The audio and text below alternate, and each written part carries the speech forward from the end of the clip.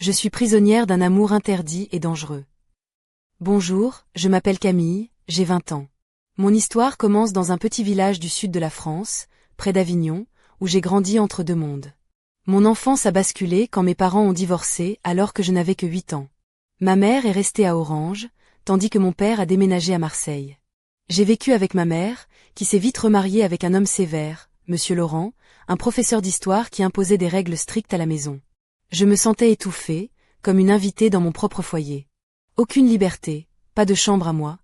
Je partageais la chambre de ma mère dans notre petit appartement de 2 pièces. Mes amies pouvaient faire ce qu'elles voulaient, porter des jupes courtes, écouter de la musique à fond, se maquiller librement. Moi, je devais obéir. À 15 ans, le conflit entre mes parents s'est intensifié. Mon père, qui vivait désormais dans un grand appartement au centre-ville de Marseille, voulait que je vienne vivre avec lui, convaincu que je serais plus heureuse là-bas. Ma mère s'y opposait, mais après de longues disputes, elle a finalement accepté. J'étais excitée à l'idée de ce nouveau départ. Mon père semblait être un homme moderne, chaleureux et compréhensif, très différent de l'homme strict que je connaissais chez ma mère. En arrivant chez lui, j'ai découvert ma nouvelle chambre, vaste, lumineuse, avec un grand balcon donnant sur la mer. Les murs étaient décorés de posters de groupes français que j'aimais, et des rideaux en velours bleu foncé tamisaient la lumière du soleil couchant. Sa nouvelle femme, Madame Élodie, était douce et réservée. Elle n'avait pas d'enfant, et elle semblait prendre soin de moi comme si j'étais sa propre fille. Mais cette vie idyllique ne devait pas durer. Venir vivre à Marseille avec mon père, c'était comme entrer dans un monde complètement différent. Son appartement, situé dans un immeuble ancien du quartier du Panier, était vaste et lumineux, avec des hauts plafonds et un parquet qui grinçait sous mes pas. Ma chambre, décorée selon mes goûts, respirait la liberté que je n'avais jamais connue. Les posters de mes chanteurs préférés ornaient les murs, et les rideaux en velours bleu apportaient une touche de luxe inattendue dans ma vie. J'avais enfin un espace à moi, un refuge où je pouvais être moi-même, loin des regards sévères de Monsieur Laurent. Ma belle-mère, Élodie, était une femme discrète et douce, souvent un peu timide, mais toujours attentionnée. Elle n'avait jamais eu d'enfant, à cause de problèmes de santé, et je sentais qu'elle m'aimait sincèrement.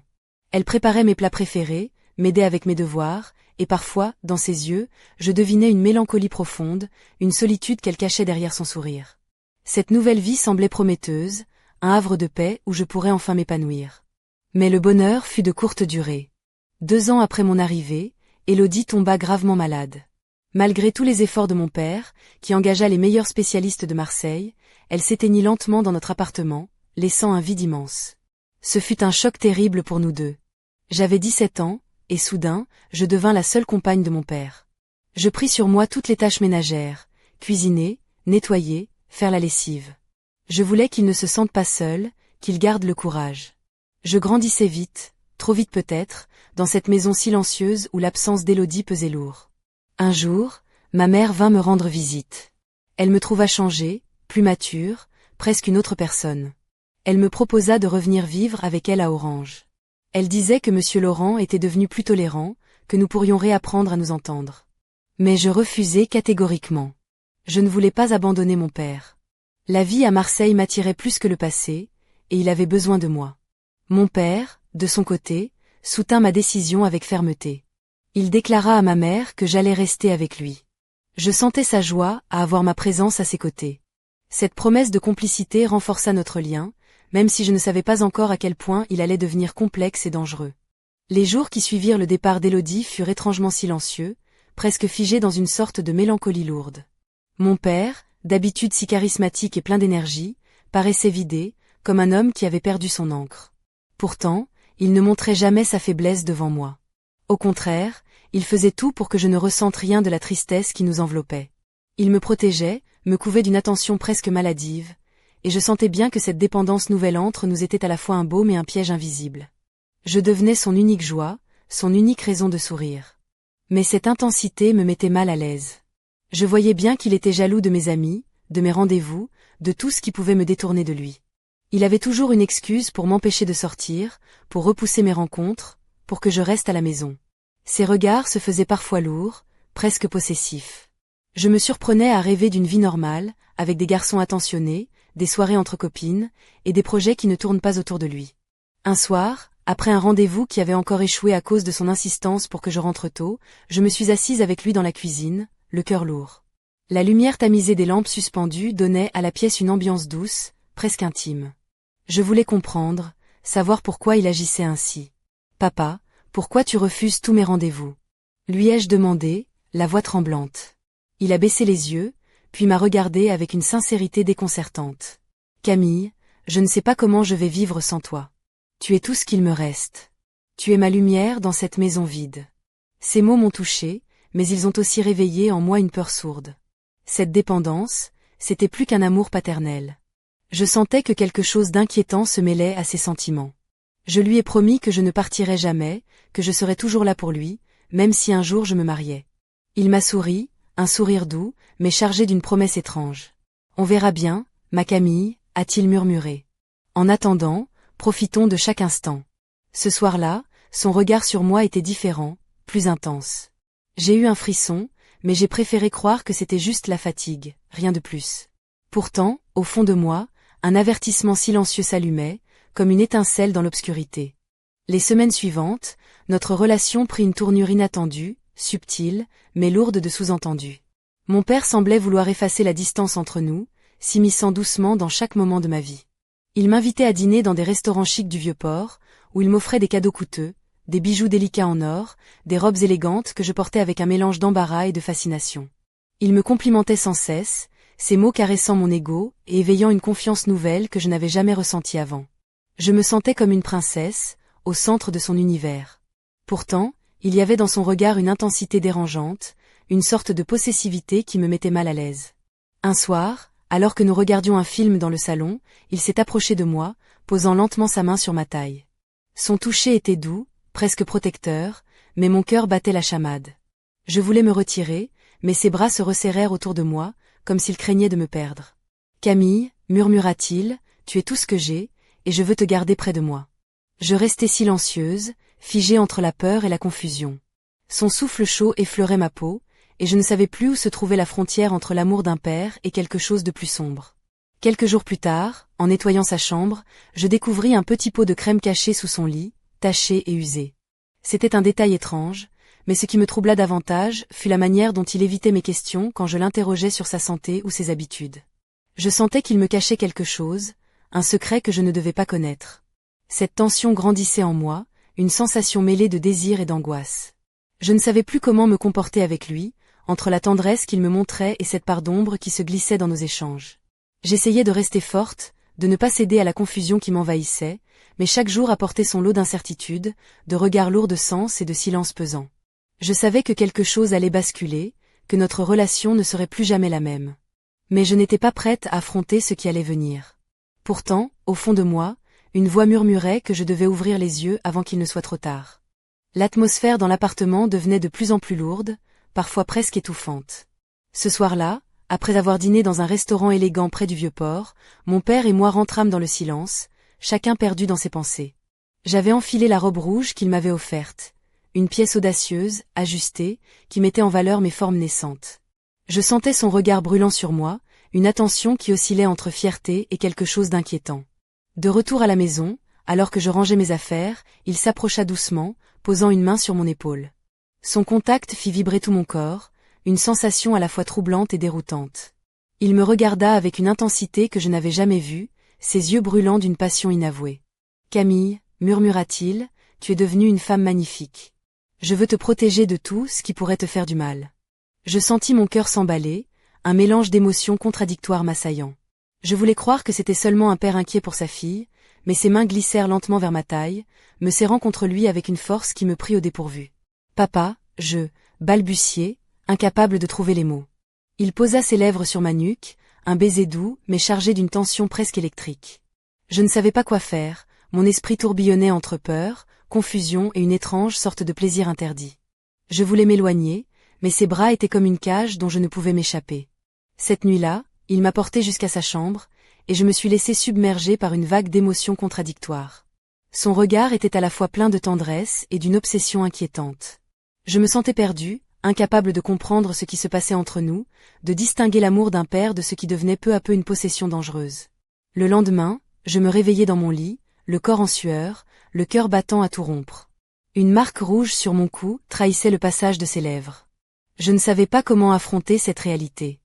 Était-ce un rêve, un cauchemar, ou la terrible vérité qui s'imposait à moi?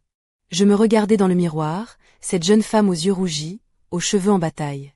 Une cicatrice invisible s'était creusée en moi.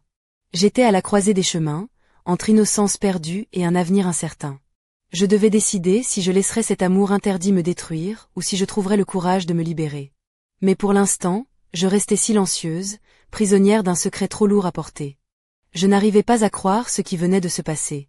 Chaque fois que je repensais à cette nuit, mon esprit se brouillait, incapable de saisir la réalité avec clarté. Était-ce un rêve? Un cauchemar éveillé?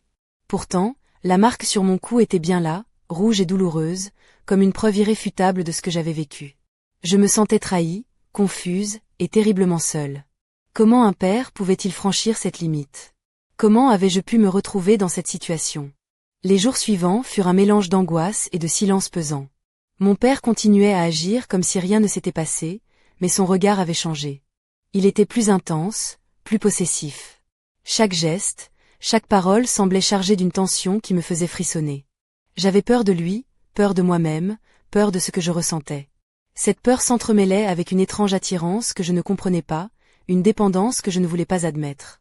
Je me demandais comment tout cela aurait pu être évité. Peut-être si j'avais été plus distante, plus forte, plus prudente. Ou peut-être si j'avais parlé, si j'avais crié, si j'avais fui dès le premier signe. Mais je n'avais rien fait, j'étais restée là, tétanisée par l'incertitude et la honte. Je repensais au moment où il me disait qu'il ne voulait pas me perdre, qu'il avait peur de me laisser partir. Ces mots résonnaient différemment maintenant, comme une cage dorée dont je ne pouvais m'échapper. Je rêvais d'un monde où je pourrais être libre, où je pourrais aimer sans peur ni jugement. Mais ce monde semblait loin, presque inaccessible. Je me sentais enfermée dans un cercle vicieux, tiraillée entre mon amour pour lui et le désir de m'échapper. Je savais que cette relation était toxique, qu'elle me détruisait peu à peu, mais je n'avais pas la force de rompre ce lien invisible qui nous unissait. Un soir, alors que nous étions seuls dans le salon, je pris mon courage à deux mains et posai la question qui m'hantait. « Papa, pourquoi fais-tu ça? Pourquoi ne peux-tu pas me laisser vivre ma vie ?»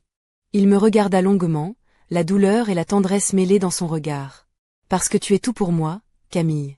Sans toi, je ne suis rien. » Ces mots étaient à la fois une déclaration d'amour et une condamnation. Je compris alors que je devais choisir, rester prisonnière de cet amour interdit ou trouver la force de m'en libérer. Mais comment faire quand celui que tu aimes est aussi celui qui te détruit? Un matin, alors que le soleil filtrant à travers les persiennes dessinait des rayons d'or sur le parquet ancien, un événement inattendu bouleversa tout. Je me levai comme d'habitude, encore enveloppée dans le voile de mes pensées tourmentées. En passant devant la porte de la chambre de mon père, un bruit sourd attira mon attention. Curieuse, je m'approchai discrètement et entendis des voix étouffées, des murmures venant de l'intérieur. Je reconnus la voix de mon père, mais aussi celle d'une femme. Mon cœur s'emballa, et une peur sourde s'empara de moi. Qui était cette femme? Que faisait-elle ici? Je reculai, mais quelque chose me poussa à rester, à écouter. Tu dois comprendre, lui disait la voix féminine, il est fragile, il a besoin de toi, mais il doit aussi apprendre à lâcher prise. Mon père répondit d'une voix tremblante. Je ne sais pas si j'en suis capable. Elle est tout ce qui me reste. Je sentis un mélange de soulagement et d'inquiétude. Quelqu'un savait. Quelqu'un tentait de l'aider. Peut-être une thérapeute, une amie de confiance? Mais qui pouvait intervenir dans cette situation si délicate? Le lendemain, mon père annonça qu'il avait pris rendez-vous avec un psychologue à Marseille, quelqu'un qui pourrait l'aider à gérer sa douleur et sa dépendance. Pour la première fois depuis longtemps, j'entrevis une lueur d'espoir. Peut-être que cette aide extérieure pourrait changer notre relation, la rendre moins toxique, moins dangereuse. Mais ce fut aussi le début d'un tournant. Car cette femme, cette thérapeute, insista pour que nous ayons une conversation honnête, une mise à nu de nos sentiments et de nos peurs. Elle voulait briser le silence qui pesait entre nous, ouvrir la porte à la vérité, aussi douloureuse soit-elle. Lors de notre première séance familiale, les mots se déversèrent comme un torrent. Mon père parla de sa peur de me perdre, de son amour excessif, de son incapacité à supporter l'idée que je puisse vivre sans lui. Je, de mon côté, exprimais ma confusion, ma peur, mon désir de liberté. La thérapeute écoutait, intervenait, guidait la conversation avec douceur mais fermeté. Mais alors que je pensais que ce chemin vers la guérison venait de commencer, une réalité encore plus terrible se révéla. Mon père avait caché une part de lui-même, un secret sombre qui menaçait de tout détruire. Je n'étais pas préparée à ce que cette vérité éclate, et je sentais que ma vie allait basculer d'une manière que je n'aurais jamais pu imaginer. Au fil des séances, la thérapeute, Madame Lefebvre, réussit à faire tomber quelques barrières, à faire émerger des vérités que mon père avait longtemps enfouies. Mais ce qu'elle découvrit dépassait tout ce que j'avais pu imaginer. Un soir, alors que nous étions seuls à la maison, mon père me montra une boîte en métal, soigneusement cachée dans le fond d'un tiroir de son bureau. Il hésita, puis me la tendit avec une expression mêlée de peur et de honte. « Camille, je pense que tu dois voir ça, » dit-il d'une voix tremblante. J'ouvris la boîte. À l'intérieur, il y avait des dizaines de photos de moi, prises à mon insu, dans des poses que je n'avais jamais consenti à montrer. Certaines étaient floues, d'autres étrangement intimes.